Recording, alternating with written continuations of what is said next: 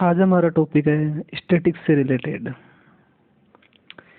इस टॉपिक में से सेकंड ग्रेड में 3 या 4 क्वेश्चन आते हैं। बात करें हम 2018 वाले सेकंड ग्रेड के एग्ज़ाम की, तो उसमें 4 क्वेश्चन यहाँ से आए हुए हैं। बात की जाए इस टॉपिक की तो ये RPSC second grade, UP TGT PGT, MP TGT PGT, BSSB, KVS, NVS में टीजीटी पीजीटी और आरपीएससी फर्स्ट ग्रेड में मैथमेटिक्स का जो पेपर होता है सब्जेक्ट का उसमें, और उसके अलावा फर्स्ट पेपर में भी काम में आता है। स्टार्ट करते हैं हम सबसे पहले समांतर माध्य से। समांतर माध्य वैसे तो हम सब जानते हैं कि समांतर माध्य ज्ञात करने के लिए हम जितने भी विचर दे रखे हैं उन सब का योग कर देते हैं और विचरों की संख्या से भाग दे देते हैं, तो वो हमारे पास समांतर माध्य प्राप्त हो जाता है। इसी प्रकार यदि हमारे को समांतर माध्य ज्ञात करने के लिए यदि विचरों की बारंबारता दे रखी हो तो इस फॉर्मूले का यूज कर सकते हैं। ये फॉर्मूला है x बार बराबर समेसन i बराबर 1 से n F I x I upon में समेसन i बराबर 1 से n एफ आई। ये बारंबारता को बताता है। इसी प्रकार भारित समांतर माध्य भी हम ज्ञात कर सकते हैं। भारित समांतर माध्य में क्या किया जाता है कि यहाँ पर जैसे W1, W2 and so WN भार दे रखे हैं, भार दे रखे हैं क्रमशः W1 क्रमशः भार दे रखे हैं विचर x1, x2 and so xn के। तो यहाँ पर जो भारित माध्य होता है वो W बार बराबर W1 x1 plus W2 x2 and so WN xn upon में W1 plus W2 and so WN होता है। बात करें इनसे रिलेटेड आए हुए क्वेश्चन की, तो स्टार्ट करते हैं हम फर्स्ट क्वेश्चन से। ये क्वेश्चन हमारे यूपी टीजीटी 2019 और 2016 में आया हुआ क्वेश्चन है। क्वेश्चन में कहा गया है कि 10 प्रेक्षणों x1, x2 and so xn का माध्य 20 हो तो x1 plus 2, x2 plus 4 and so x10 plus 20 का माध्य होगा। यहाँ पर हमारे को माध्य ज्ञात करने के लिए हम x1 plus 2, x2 plus 4 and so x10 plus 20 का योग कर देंगे। योग यदि हम करते हैं तो हमारे पास प्राप्त होता है x1 plus x2 plus and so plus x10 plus 2 plus 4 plus and so plus 10। योग हमारे पास ये प्राप्त होता है। बात करें हम यहाँ पर माध्य की, तो यहाँ पर माध्य ज्ञात करने के लिए इन टोटल अवयवों की संख्या 10 है, इसलिए हमारे को 10 का भाग देना होगा। 10 का हम यहाँ से भाग दे देते हैं। 10 का यदि हम यहाँ से भाग देते हैं तो हमारे पास x1 plus x2 and so x10, इनमें यदि हम 10 का भाग देते हैं तो हमारे पास जो प्राप्त होता है वो प्राप्त होता है 20, क्योंकि क्वेश्चन में ही ऑलरेडी दिया गया है कि इनका समांतर माध्य 20 है, तो ये 20। बात की जाए 2 प्लस 4 एंड सो प्लस 10, इनका योग की हम बात करें, सॉरी 10 नहीं, यहाँ पर 20 तक है 20। बात की जाए यहाँ से योग की तो इसमें से 2 हमारा कॉमन आ जाएगा, सब में से बचेगा क्या 1 plus 2 plus and so plus 10 upon में 10। आगे से हल करते हैं तो ये प्राप्त होता है 20 प्लस, बात करें हम इसके योग की तो यहाँ पर हम लिख सकते हैं 1/10 2। हम जानते हैं n प्राकृत संख्याओं का योग n प्लस 1/2 होता है, तो यहाँ पर प्राकृत संख्याओं का योग 1 से 10 तक है, तो हम फॉर्मूले के अकॉर्डिंग लिख सकते हैं 10 मल्टीपल 11/2। 2 से 2 यहाँ कैंसिल हो जाना है, 10 से यहाँ पर 10 कैंसिल हो जाना है, 11 आएगा। 11 और 20 को ऐड करें तो ये प्राप्त होता है 31। अगर दिए गए क्वेश्चन के लिए ऑप्शन सी हमारा राइट आंसर होगा। बात की जाए नेक्स्ट क्वेश्चन की, तो प्रथम n प्राकृत संख्याओं का भार प्रथम n प्राकृत संख्याओं के भार उनकी संगत संज्ञाओं के वर्ग है। तो प्रथम n प्राकृत संख्याओं का भारित माध्य, भारित माध्य का भी हमने फॉर्मूला देखा था, उसका यूज यदि हम करते हैं तो हम लिख सकते हैं 1 डॉट 1 का स्क्वायर। क्वेश्चन में दिया गया है कि जो संख्या है विचर है उसका भार उसके वर्ग के बराबर है, तो हम लिखेंगे 2 डॉट 2 का square plus and so on plus n dot n square. बात की जा रही है यहाँ पर भारित माध्य की, तो हम लिखेंगे 1 square plus 2 square plus and so on plus n square.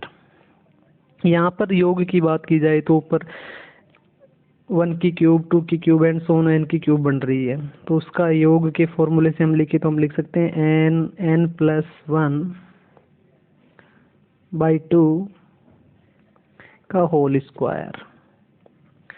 1 का स्क्वायर 2 का स्क्वायर एंड सोन एन का स्क्वायर से हम लिख सकते हैं N plus 1 2n plus 1 by 6। इसे यदि हम हल करें तो यहाँ से n से n कैंसिल हो जाना है, n प्लस 1 से n प्लस 1 कैंसिल हो जाना है, तो यहाँ पर आएगा n प्लस 1, यहाँ आएगा 2n प्लस 1। बात की जाए यहाँ पर 2 का स्क्वायर 4 बनेगा, ये 6 है, यहाँ से 2 कैंसिल करें तो ये 3 रह जाएगा और ये 2 रह जाएगा। ऑप्शन के अकॉर्डिंग देखें तो ये हमारा ऑप्शन बी है, अतः दिए गए क्वेश्चन के लिए ऑप्शन बी हमारा राइट आंसर होगा।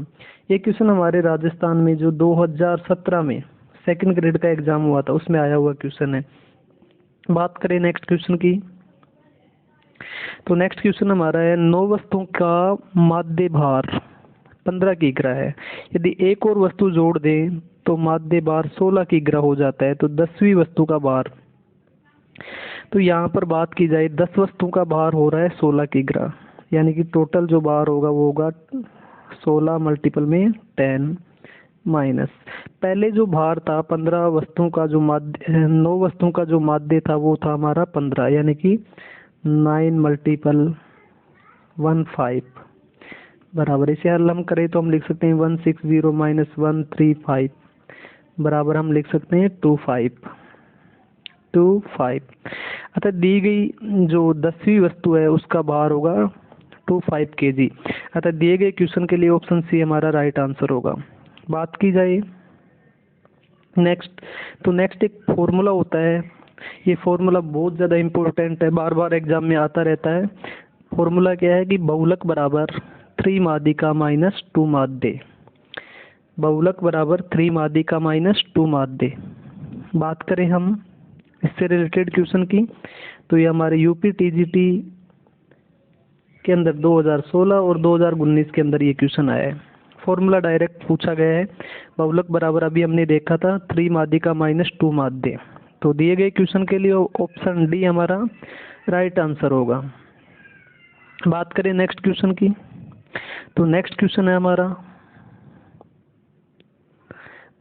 हमारा यदि किसी बंटन का माध्य और माध्यिका क्रमशः, माध्य तो हमारे को दिया गया है 9 और माध्यिका दी गई है 15, बंटन का बहुलक होगा। फॉर्मूला भी हमने देखा था, बहुलक बराबर हम लिख सकते हैं 3 माध्यिका, तो 3 मल्टीपल माध्यिका है 15, तो 15 माइनस 2 माध्य यानी मल्टीपल 9। यहाँ से इसे हम हल करें तो यह आता है 45 माइनस 18 बराबर 27, अतः दिए गए क्वेश्चन के लिए बहुलक 27 होगा जो कि ऑप्शन डी में है, अतः दिए गए क्वेश्चन के लिए ऑप्शन डी हमारा राइट आंसर होगा। बात की जाए इस क्वेश्चन की, तो ये राजस्थान में जो सेकंड ग्रेड का एग्जाम हुआ है 2013 के अंदर उसमें आया हुआ क्वेश्चन है। बात की जाए नेक्स्ट क्वेश्चन की, तो नेक्स्ट क्वेश्चन है हमारा यदि किसी बंटन का माध्य और बहुलक क्रमशः है, बंटन का माध्य हमारे को दे रखा है 12.2 और बहुलक हमारे को देकर रखा है 11.3, माध्यिका हमारे से पूछी गई है। फॉर्मूला भी हमने देखा था, बहुलक बराबर 3 माध्यिका माइनस 2 माध्य, उससे हम लिख सकते हैं 3 माध्यिका बराबर 3 माध्यिका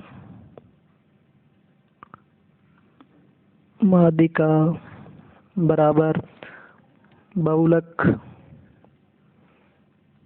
प्लस 2 माध्य वैल्यू यहाँ पर हम पुट करते हैं तो ये हमारे पास प्राप्त होता है, बहुलक का वैल्यू है 11.3 प्लस बात की जाए माध्य की तो ये हमारे पास है 12.2, इसको 2 से मल्टीपल और करेंगे हम तो ये हमारे को प्राप्त होगा 24.4। एकारात्मक माध्य, समांतर माध्य, हरात्मक माध्य और गुणोत्तर माध्य, 3 तो ये होते हैं। इन 3 के अलावा 2 और होते हैं जो होते हैं बहुलक और एक होता है माध्यिका। केंद्रीय प्रवृत्ति की माप के लिए इन 5 का यूज किया जाता है, माध्यिका। बात की जाए क्वेश्चन के लिए माध्य, बहुलक, माध्यिका तो केंद्रीय प्रवृत्ति की माप होंगे, लेकिन यहाँ पर पूछा गया है नहीं है, अतः दिए गए क्वेश्चन के लिए ऑप्शन फर्स्ट हमारा राइट आंसर होगा। बात की जाए नेक्स्ट क्वेश्चन की तो नेक्स्ट क्वेश्चन हमारा है निम्नलिखित में से कौन सा केंद्रीय प्रवृत्ति का माप नहीं है। ये भी क्वेश्चन पहले जैसा ही क्वेश्चन है, माध्य, बहुलक, माध्यिका ये तीनों तो क्या होंगे, केंद्रीय प्रवृत्ति के माप होंगे, जबकि पूछा गया है नहीं है, अतः क्वेश्चन के लिए डी ऑप्शन हमारा राइट आंसर होगा। बात की जाए नेक्स्ट क्वेश्चन की तो नेक्स्ट क्वेश्चन हमारा आंकड़ों को आरोही क्रम में व्यवस्थित करने पर माध्यिका 22 प्राप्त होती है, तब x का मान होगा। सबसे पहले तो हम यहाँ पर आंकड़ों को देखें तो ये ऑलरेडी आरोही क्रम में है। यहाँ पर जो नंबर्स की संख्या है वो टोटल है 4, 4 और 2 6, 6 और 4 10। तो यहाँ पर जो टोटल नंबर्स की संख्या है वो है हमारी 10। बात की जाए माध्यिका की तो यहाँ पर माध्यिका प्राप्त होगा 5वें पद और 6वें पद का माध्य प्राप्त होगा। तो 5वां पद जो हमारे पास यहाँ पर है वो है x + 5, 6ठा जो पद है हमारे पास वो है x + 7/2। क्वेश्चन में दिया गया है कि माध्यिका इसकी 22 है, इसलिए ये जो आएगा वो आएगा हमारा 22। इसे यदि हम हल करें तो हम लिख सकते हैं 2x + 12 बराबर 44। इस 12 को यदि हम उधर ले जाते हैं तो हमारे पास प्राप्त होता है 2x बराबर 32, x बराबर प्राप्त होगा 16। अतः दिए गए क्वेश्चन के लिए बी ऑप्शन हमारा राइट आंसर होगा। बात की जाए नेक्स्ट क्वेश्चन की तो नेक्स्ट क्वेश्चन हमारा है दिए गए आंकड़ों की माध्यिका ज्ञात कीजिए। यहाँ पर बात की जाए आंकड़ों की तो यहाँ पर टोटल जो आंकड़े हैं वो हमारे हैं 3, 6 और 3 9। यहाँ पर पदों की संख्या विषम है, अतः यहाँ पर जो n+1/2वें पद पर जो पद आएगा आरोही क्रम में लिखने पर वही हमारी माध्यिका होगी। तो सबसे पहले हम इसको आरोही क्रम में लिखे तो हम यहाँ पर देखते हैं जो सबसे छोटी संख्या है वो हमारी है 25। उससे जस्ट बड़ी की बात करें तो है 31। उससे जस्ट बड़ी की बात करें तो 32। उससे जस्ट बड़ी की बात करें तो यहाँ पर आ रखा है 37। उससे जस्ट बड़े की बात करें तो यहाँ पर आ रखा है 39। 39 से जस्ट बड़े की बात करें तो आ रखा है 42। 42 से जस्ट बड़े की बात करें तो 43। 43 से जस्ट बड़े की बात करें तो 45। 45 से जस्ट बड़े की बात करें तो 46। तो यहाँ पर जो 5वें नंबर पर पद आ रखा है वो हमारा है 39। तो दी गई संख्याओं का जो माध्यिका है वो होगी 39। बात करें हम नेक्स्ट क्वेश्चन की तो नेक्स्ट क्वेश्चन हमारा दिए गए आंकड़ों का बहुलक 7 है। बहुलक वह आंकड़ा होता है जो दिए गए विचरों में से सबसे ज्यादा बार आता है, अतः x का मान होगा। यहाँ पर बहुलक 7 है और x का मान बताना है। दिए गए आंकड़ों से यदि हम नोटिस करें तो यहाँ पर 5 जो अंक है वो 3 बार आ रखा है। बात करें हम 7 की तो 7 भी हमारा 1 2 और 3 बार आ रखा है, अतः बहुलक 7 होने के लिए x भी 7 होना चाहिए। अतः दिए गए क्वेश्चन के लिए ऑप्शन सी हमारा राइट आंसर होगा। बात की जाए नेक्स्ट क्वेश्चन की तो नेक्स्ट क्वेश्चन हमारा है नेक्स्ट हम बात करते हैं गुणोत्तर माध्य। गुणोत्तर माध्य ज्ञात करने के लिए सबसे पहले हम क्या करते हैं, जो दिए गए विचर होते हैं उन सबको गुणा कर लेते हैं और जितने भी विचर होते हैं उनकी 1/पावर में डाल देते हैं। जैसे कि विचर n है, x1 x2 and so on xn, तो इनका गुणोत्तर माध्य निकालने के लिए इन सबको गुणा करने के बाद में इनकी पावर 1/n कर दी जाती है। बात की जाए इससे रिलेटेड क्वेश्चन की, तो ये हमारा क्वेश्चन है, जैसे ये KVS TGT एग्जाम 2017 के अंदर आया हुआ क्वेश्चन है।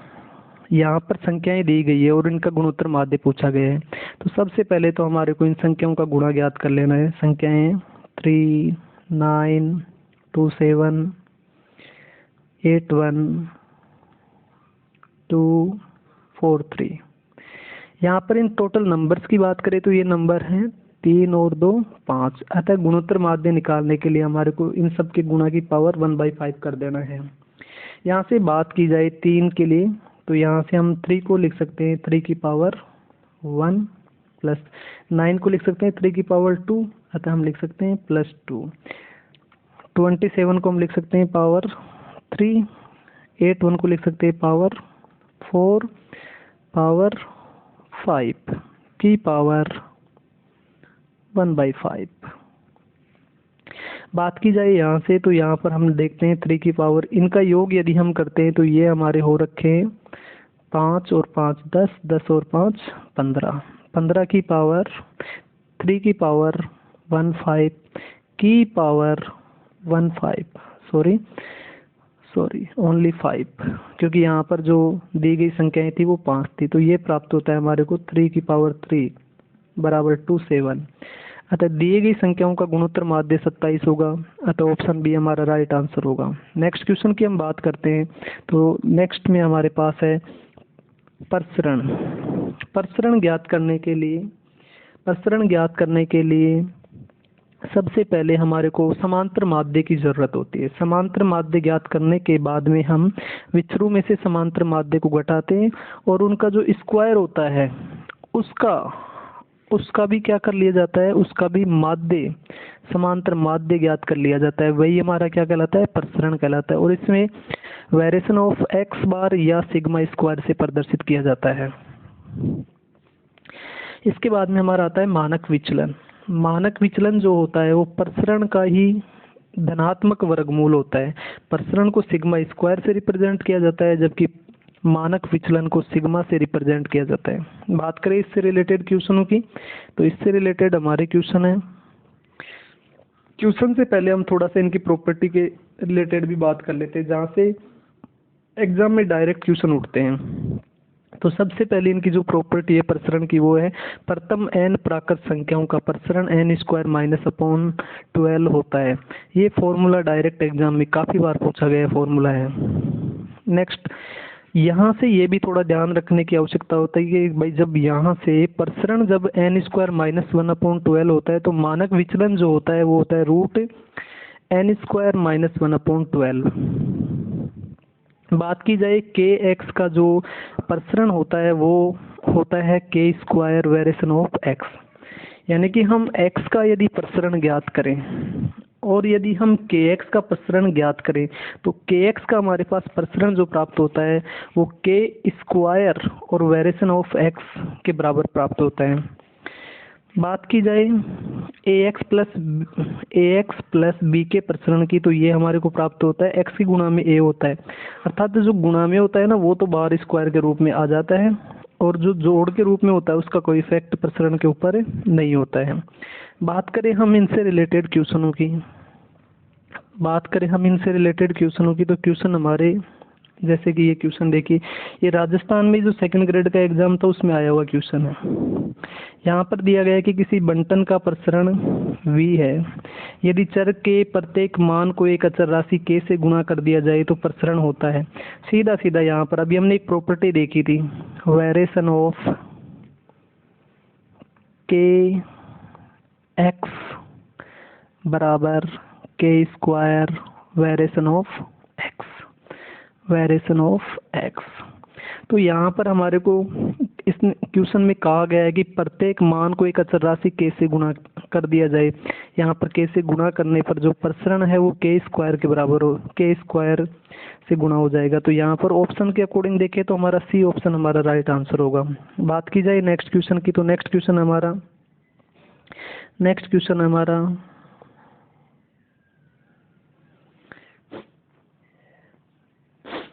क्वेश्चन हमारा 20 प्रेक्षणों का प्रसरण 5 है, यदि प्रत्येक प्रसरण को 3 से गुणा कर दिया जाए तो प्रेक्षणों का प्रसरण होगा। अभी हमने जो प्रॉपर्टी देखी थी उसकी सहायता से हम डायरेक्ट लिख सकते हैं, 3 से गुणा करने पर प्रसरण हो जाएगा 3 का स्क्वायर अर्थात 9 × 5 बराबर 45। तो दिए गए क्वेश्चन के लिए डी ऑप्शन हमारा राइट आंसर होगा। ये क्वेश्चन KVS PGT 2018 के अंदर क्वेश्चन आया हुआ है। क्वेश्चन को यदि आप सही से देखते हैं, यदि आपकी इसकी प्रॉपर्टी याद रहती है तो मात्र 5 सेकंड के अंदर क्वेश्चन आपका हल हो जाता है। बात की जाए नेक्स्ट, तो नेक्स्ट हमारा टॉपिक है द्विपद बंटन का माध्य और प्रसरण। द्विपद बंटन का माध्य और प्रसरण, इसके लिए 3 बातें ध्यान रखनी है। सबसे पहली जो बात है वो हमारी है P + Q = 1। यहाँ पर P और Q सफलता और असफलता को दर्शाती है, किसी घटना के लिए सफलता और असफलता को दर्शाती है और इनका योग 1 है। एक तो ये बात हमारे को ध्यान रखनी होती है। दूसरी बात जो ध्यान रखने की आती है वो है माध्य। माध्य हमारा x बार बराबर जो होता है वो होता है NP के बराबर। तीसरी बात हमारे को जो ध्यान रखनी होती है प्रसरण। प्रसरण हमारा होता है सिग्मा स्क्वायर बराबर NPQ बराबर हम x बार P भी लिख सकते हैं। और एक लास्ट बात जो इसके बारे में ध्यान रखनी होती है वो होती है कि इस बंटन के लिए जो द्विपद बंटन, यहाँ पर इस बंटन के लिए जो प्रायिकता निकाली जाती है वो होती है NCR Q⁻n−r और P⁻r। बात करें इससे रिलेटेड क्वेश्चनों की, तो इससे रिलेटेड क्वेश्चन डायरेक्ट उठते हैं। जैसे कि यहाँ से क्वेश्चन देखिए, द्विपद बंटन का माध्य 3 है। अभी हमने फॉर्मूला देखा था x बार बराबर NP, तो यहाँ पर x बार का मान हमारे को 3 दे रखा है तो हम लिख देंगे NP बराबर 3। अभी नेक्स्ट में दे रखा है प्रसरण 3/2 है। अभी हमने फॉर्मूला देखा था सिग्मा बराबर NPQ बराबर x बार Q। यहाँ से हमारे को सिग्मा, बात करें हम यहाँ से तो हमारे को यहाँ से प्रसरण, थोड़ा सा बैक चलिए एक बार, छोटी सी बात यहाँ से हमारी रह गई है। तो यहाँ से देखिए हम यहाँ से हम बात करें यहाँ से हम